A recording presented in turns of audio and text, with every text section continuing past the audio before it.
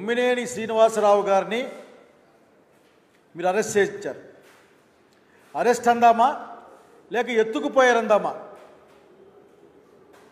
మొత్తం మీద ఆంధ్రప్రదేశ్ పోలీసు వాళ్ళు కొద్దిమంది అతి ఉత్సాహంతో శ్రీనివాసరావు గారిని ఇక్కడికి తీసుకెళ్లారు. తుళ్ళూరు స్టేషన్లో పెట్టారు. అసలుకి మీకు ఏదైనా కానీ నేను అధికారులను కోరుతా ఉన్నా, నేను నిజంగా అత్యంత ఉత్సాహంతో పనిచేస్తున్నా, అతి ఉత్సాహంతో పనిచేస్తున్నా అన్నది కూడా నేను కోరుకుంటా ఉన్నా. ఒక్క నిమిషం ఆగండి. మీరేమీ ఆకాశంలోంచి ఊడిపడలేదు చంద్రబాబు నాయుడు గారు లేక మీరో. రాజ్యాంగబద్ధంగానే అందరం పరిపాలించాల్సి ఉంటుంది. 3 సంవత్సరాలు 7 సంవత్సరాల కంటే తక్కువ శిక్ష పడే ఆరోపణలు ఉన్నప్పుడు 41 నోటీస్ ఇవ్వాలి అన్నది సుప్రీంకోర్టు గైడ్లైన్స్. మీకు పట్టదు. మీ యొక్క రాజకీయ పొలిటికల్ బాసుల యొక్క ఆ నవ్వులకే మీరు పొంగిపోవాల్సి వస్తుంది. వారి మొహంలో కళ చూడడం కోసం మీరు ప్రయత్నం చేస్తూ ఉంటారు. 70 ఏళ్ళ భయపడ్డవాడు, ఎటువంటి చెడ్డ చరిత్ర లేనివాడు, ఇప్పటికే చంద్రబాబు గారు మీ చేత పలుమార్లు బాధించబడ్డవాడు. అతన్ని మీరు ఇక్కడ తీసుకెళ్తే కనీసం ఈ తెలంగాణ రాష్ట్ర పోలీసులకు కూడా స్పష్టంగా చెప్పలేదన్నది మా దగ్గర ఉన్న సమాచారం. సుప్రీంకోర్టు ఏం చెప్పిందో మీకు గుర్తుకుందా? ఒకసారి చదవండి. ఊరకనే ప్రజల్ని భయపడించడం కాదు. ఈరోజు ఏదో మాట్లాడుతూ సూపర్ 6 ఇచ్చేసా, అయిపోయినాయి, అమలు అయిపోయినాయి. అసలు చెప్పడానికైనా కానీ నాకు రాజశేఖర రెడ్డి గారు గుర్తుకొస్తూ ఉన్నారు. రాజశేఖర రెడ్డి గారు అసెంబ్లీ ఇట్లానే వాళ్ళు చెప్పడానికి మీకైనా అది ఉందా అని.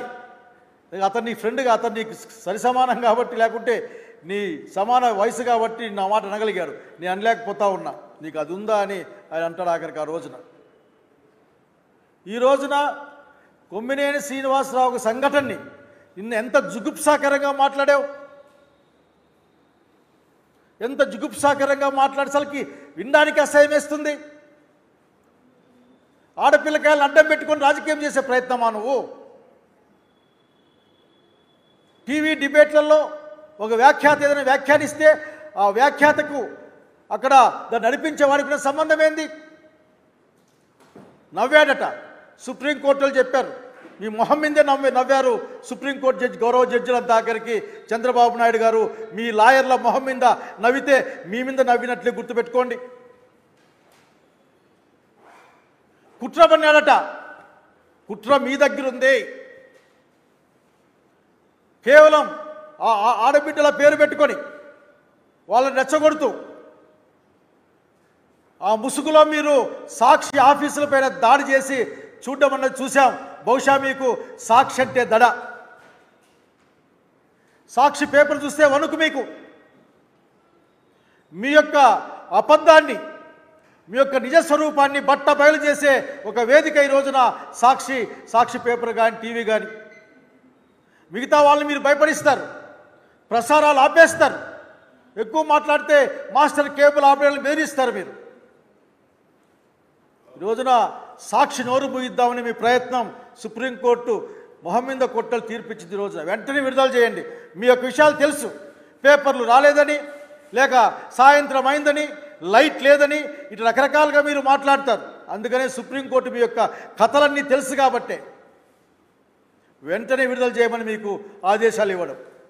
బాబు గారు ఎన్ని మాటలు మాట్లాడారు? మీ స్థాయిలో మాట్లాడాల్సిన మాటలేనా?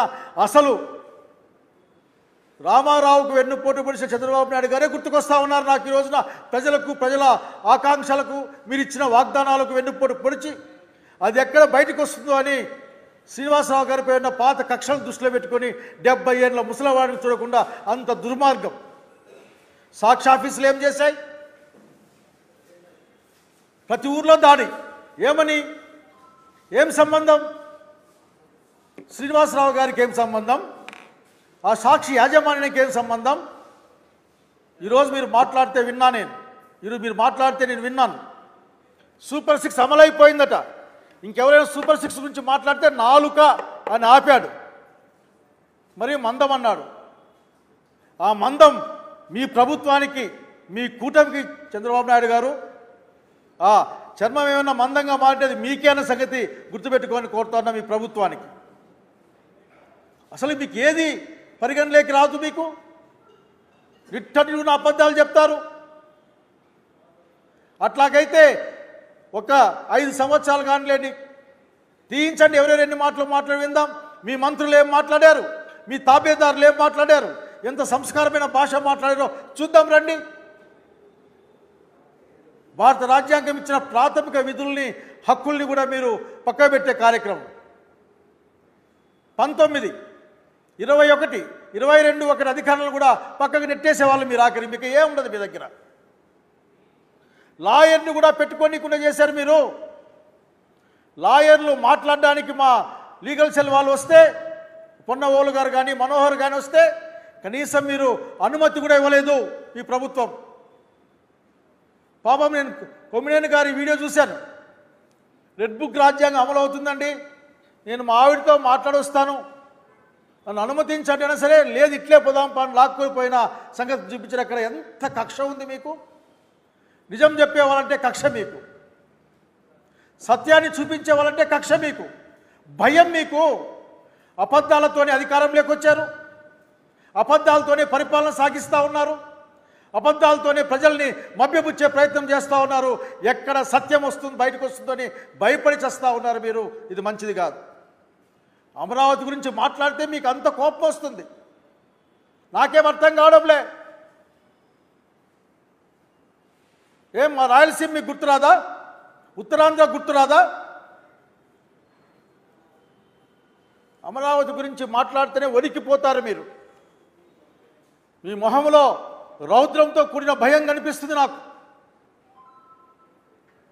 ఇప్పటికొక ఎక్కడో ఒక జోక్ చూశాను. ఎండాకాలంలో కృష్ణ ఎండిపోయింది కానీ అమరావతి గుంతలో నీళ్లు తోడుతానే ఉన్నారని ఒక జోక్ ఎక్కడో చూశాను నేను. కానీ కొద్దిగా నిదానించండి చంద్రబాబు నాయుడు గారు. ఆ వయసులో అంటే ఆ తరానికి మీరే మిగిలిన వారు. మంచి చెప్పాలా, ఏది మంచి ఏది చెడు చెప్పిపోతే వచ్చే తరాలు నేర్చుకుంటాయి. ఎట్లా అబద్ధాలు చెప్పి పరిపాలించాలి, ఎట్లా బూటకపు వాగ్దానాలు చేయాలి, ఎట్లా ఎదిరి పక్షాన్ని ప్రతిపక్షాన్ని భయపడించాలి. ఆయనకు సంబంధించిన మనుషులు నానా బూతులు మాట్లాడినా సరే ఏమాత్రం కంప్లైంట్ తీసుకునే నాతులు లేడు ఇక్కడ. ఎప్పుడో 70లో ఎవరికైతే హర్ట్ అయితే 70లో మనోభావాలు దెబ్బతింటే 90లో ఆయన గుర్తుకొస్తే 2025లో ఆయన కేసు పెడితే కేసు తీసుకుంటారు మీరు. ఇప్పటికైనా కానీ మీరు గుర్తెట్టుకోవాల్సిన అంశం ఒక్కటే, మీ రాజకీయ జీవితం మీ మాటలేది.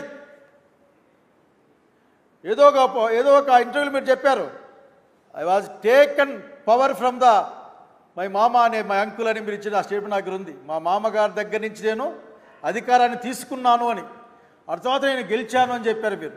వాస్తవం, మీరు మీ మామగారి దగ్గర నుంచి అధికారాన్ని అన్యాయంగా తీసుకున్నారు, అన్యాయంగా లాక్కున్నారు. అంటే ఆనాటి ప్రజల ఆకాంక్షల్ని అన్యాయంగా మీరు మోసగించారు. అన్యాయంగా మోసగించి అధికారంలోకి వచ్చిన సంగతి మీరే ఒప్పుకున్న సంగతిని గుర్తు చేస్తూ ఉన్నాయి ఇక్కడ. ఈరోజైనా అంతే ఆలోచించాం. మాలాంటి వాళ్ళం ఎందుకు అబ్బాయి ఉన్నట్లుండి అసలు కొమ్మినేని కొమ్మినేని శ్రీనివాసరావు పైన అంత ప్రేమ పుట్టుకొచ్చింది. అడక్కనే తుళ్ళులు తీసిపోతూ ఉన్నారే పాపం హైదరాబాద్ నుంచి. ఏమంత గొప్ప విషయం అనుకుంటే మీ గుండెల్లో రైళ్లు పరిగెత్తాయి.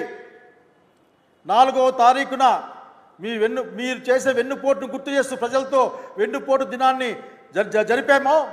లక్షలాది మంది ప్రజలు రోడ్డు మీదకి వచ్చారో, లక్షలాది గొంతుకులు మీకు వ్యతిరేకంగా నినదించాయో, దాన్ని చూసి తట్టుకోలేక ఆ వాస్తవాన్ని చెప్పే సాక్షిని కొమ్మినేని గారిని అట్లాగే మిగతా అందరినీ బెదిరించే కార్యక్రమమేనా? ధైర్యం ఉంటే సత్యాన్ని ఒప్పుకోండి. సత్యాన్ని ఒప్పుకునే ధైర్యం మీకు లేదు. ప్రాథమిక హక్కులంటే మీకు లెక్కలేదు. మీకు తెలిసినంత ఒక్కటే, అధికారాన్ని కాపాడుకోవడం ఎట్లా, అధికారంలో ఉండడం ఎట్లా, అధికారంలోకి రావడానికి ఏ మాట అయినా సరే చెప్పి ముందుకు పోవడం ఎట్లా, ఇవి తప్ప మాకేం కనపడడం లేదు. కనుక ఈ సందర్భంగా మీకు గుర్తు చేస్తూ ఉన్నాం, ఇప్పటికైనా సరే. ఇప్పటికే ఆంధ్రప్రదేశ్ హైకోర్టు పలుమార్లు మిమ్మల్ని మొటికాయలేసింది. మీకు అనేకసార్లు చివర్లకి మీ డీజీపీని పిలిపిస్తాం మేము, కోర్టుకని చెప్పింది గుర్తు తెచ్చుకోమని కోరుతా ఉన్నా, అధికారులను కోరుతా ఉన్నా. ఎక్కడికి ఈ అత్యుత్సాహపు పరుగులు? ఈ రాష్ట్రానికి ఏం చేద్దామని, లేక ప్రజలకు ఏం చేద్దామని? మీ లాకప్పుల్లో నిందితులు ఆత్మహత్యలు చేసుకుంటా ఉన్నారు. మీ లాకప్పుల్లో మనుషులు చనిపోతూ ఉన్నారు. ఎక్కడ చూసినా అశాంతి ఉంది, భయం వేస్తూ ఉంది, ప్రజలు భయంతో బతుకుతూ ఉన్నారు. కనుక పోలీస్ అధికారులు అడుగుతూ ఉన్నాయి మిమ్మల్ని. అత్యంత గొప్ప చరిత్ర ఉంది ఆంధ్రప్రదేశ్ పోలీస్ యంత్రాంగానికి, ఎందుకు ఈ విధంగా అవుతున్నారో నాకు అర్థం కావడంలే. చివరికి మా జిల్లా గుర్తు తెచ్చుకుంటా ఉన్నా నేను. ఒక అమ్మాయి మిస్ అయిందని 5 రోజుల కింద కంప్లైంట్ ఇస్తే ఆ అమ్మాయి కుళ్ళిపోయిన శవంగా వచ్చేంత వరకు మీ దగ్గర నుంచి మాకేం కనపడలేదు. కానీ కొమ్మినేని గారు అరెస్ట్ చేయడం కోసం బండ్లు వేసుకొని హుటాహుట్న, బహుశా మీరు సివిల్లో వచ్చేట్లున్నారు, తలకాయన దూకున్నారా లేదో పాపం, పరిగెత్తుకొని వచ్చి ప్రభుత్వాన్ని కాపాడడం కోసం ఆయన తీసుకుపోయి అక్కడ పెట్టారు తుళ్ళూరులో. ఏం జరిగింది ఈ రోజున? ఆయన పైన SC/ST అట్రాసిటీ కేసు పెట్టారు. కోర్టు తిట్టింది, SC/ST అట్రాసిటీ యాక్ట్ ఎట్లా అట్రాక్ట్ అవుతుంది ఇక్కడ అని. ఈరోజు అక్కడికి వెళ్తే జడ్జిలు చెప్తా ఉన్నారు, మాకు కూడా నవ్వు వస్తుంది కదా, గౌరవంగా నాకు జడ్జిలు చెప్తా ఉన్నారు ఈ రోజున, మాకు నవ్వు వస్తుంది కదా, మీరు మాకేం చెప్పాల్సిన అవసరం లేదు.